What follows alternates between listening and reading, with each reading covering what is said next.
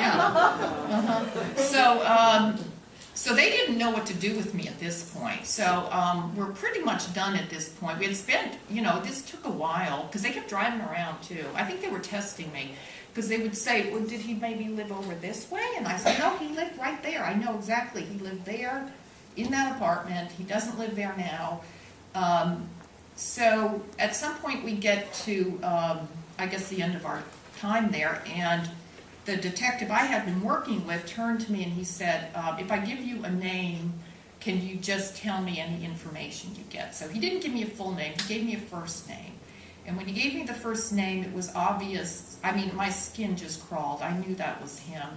And I told them that it felt, I mean, at that point, it was weird. Just getting that name from him, I actually had to leave the area. It got just too intense for me. So I left. And I think it was maybe a couple weeks later, I didn't hear from him again. A couple weeks later, I emailed him and I told him that the case was going to be over soon. I just had this strong feeling something he had recently done was going to solve it. He wrote back and he said, yeah, I hope so. And then, I don't know, maybe 3 weeks later, a couple weeks later, I was at the gym in the morning and I'm working out and I look at the television and Drew Planton's being arrested, which was the man who killed Stephanie Bennett. What they had done, I later found out, was they had gone to his workplace. He was on the list. They had a number of people as suspects, but they went and they were able, they said that they had an informant, which I guess was me, who had, of course, they never claimed me after this. I was, never after this, but at the time, they were able to get court-ordered DNA from him. So they got his DNA and they verified it because they had DNA at the scene, so it was definitely him. All right, so back to my forgiveness story. So he was arrested. I don't know if anybody followed this case. It was in the paper. It was on the news quite a bit. And, it was funny because at that point they completely disowned me. In fact, they wanted to make it seem like I was a kook at that point, which I am, I admit, but I didn't know. Okay, so what forgiveness? So forgiveness had everything to do with solving this, I feel.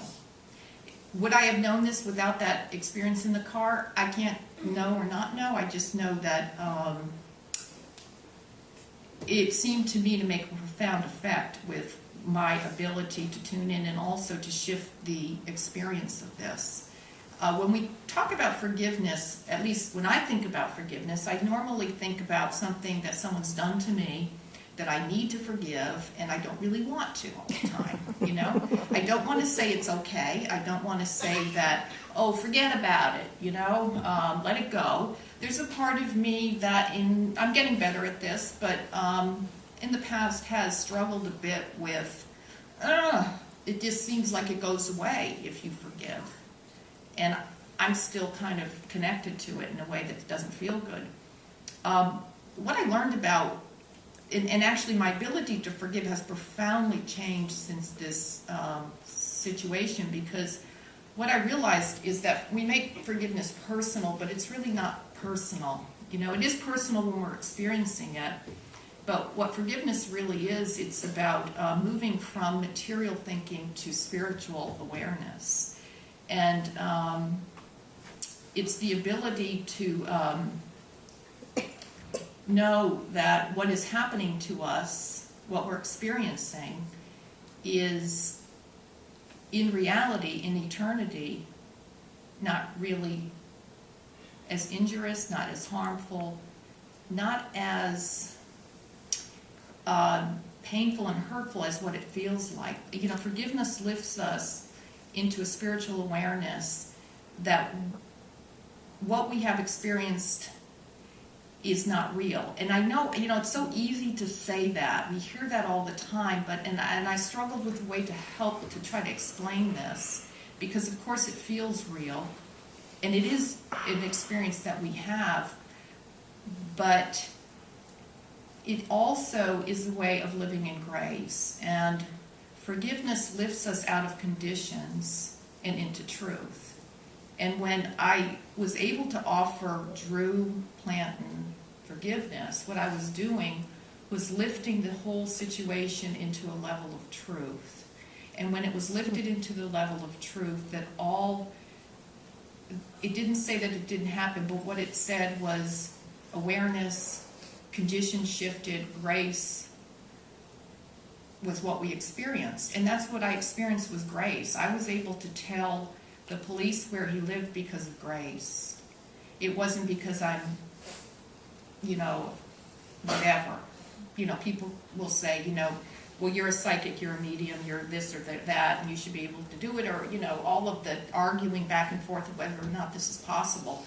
Grace lifts us into that level where that is all that is possible, is grace, that anything is possible, that truth exists, and it doesn't make sense to our reasoning mind. Our reasoning self is always going to argue and always going to have a reason to dismiss forgiveness, because we want to stay in the struggle. We want to stay in the human part of this where we have retribution. And when we enter into forgiveness, we're allowing our lives to be lived through our spirit in our sense of truth and eternity. And, one of the things that I've found with forgiveness is that it really does change things. We think it doesn't, and that's how I felt in the past. Well, you did this, and there you go on your way because I've forgiven you.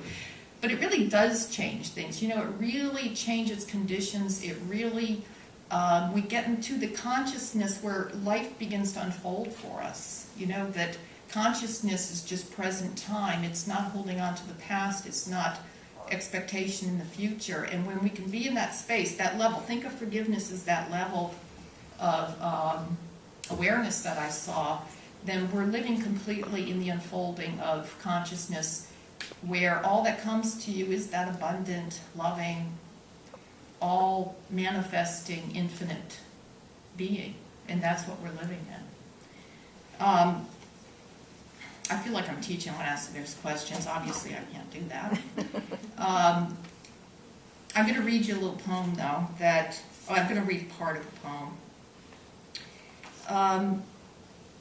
This is a short little segment of a poem that St. Catherine wrote about suffering. She wrote about how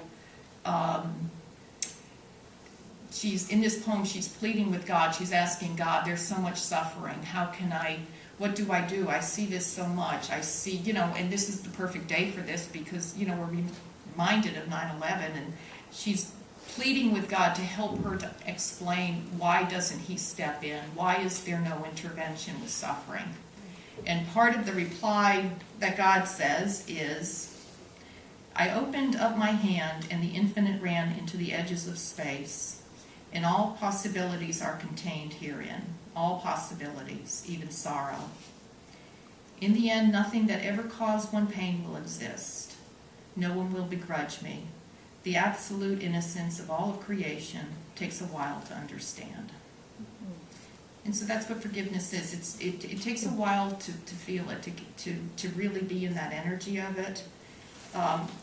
So that's what I will leave you with. Thank you.